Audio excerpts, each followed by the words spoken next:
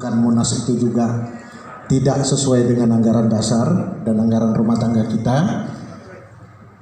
Namun saya tidak bisa memaparkan secara gamblang karena itu bagian dari pokok perkara di pengadilan nantinya.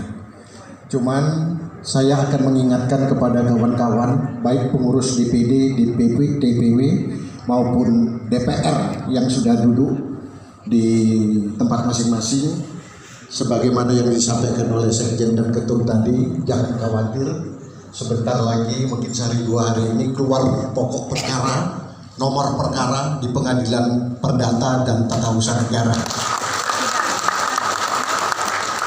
Sedikit saya ceritakan Pak Ketum bahwa kronologis dari adanya SK Menkumham itu adalah cacat hukum. Karena apa? Tanggal 13 yang diajukan oleh notaris 13 Juli kami masih berada di hotel. Artinya notaris kok secepat itu, sedangkan dia tidak pernah hadir dimanapun acara. Ini artinya notaris mungkin kirim jin, kirim hantu untuk memantau acara. Seharusnya acara itu ada notaris di situ, dia mendengarkan, dia mencatat, baru dia mengirimkan ke Menkumham. Dia tidak pernah ada, tapi tiba-tiba ada keputusan dari akte notaris. Artinya dapat informasi dari jin mungkin. Ya, yang berikutnya tanggal 23 sewaktu Badarudin dan kawan-kawan datang ke Menkumham, paginya saya sudah melakukan protes kepada Kementerian Hukum dan HAM. Kenapa? Saya ini sekretaris panitia, tapi tidak dijadikan memberikan surat apa dan lain-lain, tidak pernah. Artinya semua skenario dilakukan oleh badan. Nah, berikutnya lagi ada yang paling penting buat kawan-kawan di daerah. Saya makanya ada posting, lakukan laporan ke polisi kepada kawan-kawan yang hadir di dalam Munaslup. Kenapa? Karena di sana ada kop surat, digunakan kop surat, digunakan stempel, digunakan keterangan bahwa dia adalah utusan daerah tersebut. Ini adalah penipuan dan pemalsuan. Artinya bisa daerah masing-masing laporkan polisi kepada kepolisian setempat di wilayah masing-masing. Nanti buktinya saya kasih. Itu salah satunya. Yang berikutnya cantumkan saya sebagai saksi. Karena apa? Karena mereka mengirim surat itu kepada saya. Jadi supaya ada kronologis dokumen yang Bapak dapatkan nanti dari saya. Dari mana Bapak didapatkan itu? Tentu ditanya polisi begitu, penyidik. Dari saya katakan, supaya saya nanti di sana dijadikan saksi. Ya, di tempat masing-masing dijadikan saksi. Sebagai sekretaris panitia. Itu dia. Nah, karena dokumen itu semua jatuhnya ke saya. Saya simpan dengan baik, nanti saya print, saya serahkan kepada Pak Sekjen sebagai sekretariat. Silakan nanti diminta oleh Pak Sekjen. Yang sebelumnya sudah saya lapor beberapa hari yang lalu kepada Ketua Umum tersendiri. Karena apa? Ini masuk dalam pokok perkara. Mungkin di sini banyak ahli hukum. Nah, itu memang kita tidak sebarkan. Karena apa? Menyangkut seseorang yang akan kita lapor dari kader-kader kita di bawah.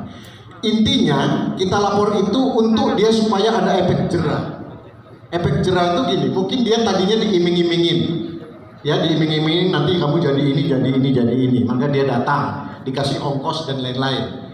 Nah, yang anehnya lagi saya sedikit ceritakan Pak Ketum bahwa absensi itu ditandatangani di kamar hotel.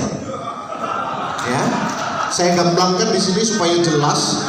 Absensi itu di kamar hotel. Ada beberapa DPD yang siap jadi saksi, Pak Ketum. Kebetulan, maaf, ada satu DPW memerintahkan DPD-DPD-nya untuk hadir. Ini mohon maaf kalau ada DPW-nya di sini, saya minta izin, minta maaf ya. Karena ada DPW memerintahkan DPD-DPD-nya untuk hadir. Ya, ini perlu dievaluasi nanti DPW-nya di Pak Ketum. Nah, mereka itu hadir beberapa orang dari DPD-DPD di wilayahnya. Yang hari ini dan tadi malam telepon saya, Pak, izin tolong sampaikan kepada Pak Ketum, saya siap jadi saksi. Itu artinya mereka mengikut jejak saya. mengikut jegal saja. Itu yang berikutnya saya sampaikan lagi kepada kawan-kawan sekalian, khususnya DPR, ya DPRD, ini yang bakal akan kena dampaknya. Karena apa? Surat sekarang sudah melayang kemana-mana untuk recall dan lain-lain. Seperti yang dijelaskan oleh Pak Sekjen tadi, itu persis. Jangan takut, karena proses di MD3 itu bukan gampang, ya, bukan gampang ya. Artinya ada proses. Kalau nanti kawan-kawan tidak ada pendampingnya di sana seperti lawyernya, saya siap bantu secara free, ya, saya siap bantu. Yang berikutnya saya sampaikan juga kepada Pak Ketum bahwa Munas itu kenapa saya katakan abal-abal? Pertama digunakan pakai Zoom meeting. Yang hadir di dalam Zoom meeting itu di layar kan terlihat. Itu hanya paling beberapa orang saja. Kebetulan saya ada di tempat. Jadi saya menyaksikan persis bagaimana Zoom meeting itu ada. Karena Zoom meeting ini tidak pernah ada di anggaran dasar anggaran rumah tangga kita. Tidak dikenal. Artinya disinilah abal-abalnya. Ya. Jadi Bapak Ibu sekalian, singkat saya sampaikan demikian. Yang berikutnya, insya Allah mungkin sehari 2 hari ini nomor perkara perdata maupun tun saya sudah keluar.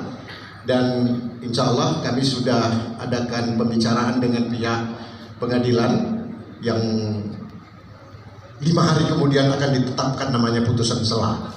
Jadi apabila itu penetapan nanti 5 hari kemudian, yang sebagaimana disampaikan oleh Sekjen tadi 1 bulan terlalu lama. Terlalu lama, maaf Sekjen, maaf saya katakan itu terlalu lama. Karena apa? Kami berharap paling lama 5 hari kerja. Insya Allah butuh doa dari kawan-kawan sekalian. Karena kalau ada lebih dari 40 orang mendoakan yang sama, saya rasa kita bisa berkah. Jadi itulah yang akan kita lakukan. Kebetulan saya tidak membawa nama partai. Saya pribadi sebagai sekretaris panitia menggugat munaslup tersebut. Jadi kalau nanti ada kawan-kawan tim hukum dari partai mau menggugat, monggo silakan, tidak ada masalah. Jadi artinya siapa saja yang duluan, yang kita harapkan adalah keputusan akhirnya. Itu yang kita harapkan. Kita sinergikan dan saya siap jadi saksinya, karena memang saya pelakunya di lapangan. Nah, jadi mungkin Bapak Ibu di sini sedikit Pak Ketua Umum saya jelaskan. Kenapa saya seperti ini? Kan gitu. Saya bukan pengkhianat. Karena apa?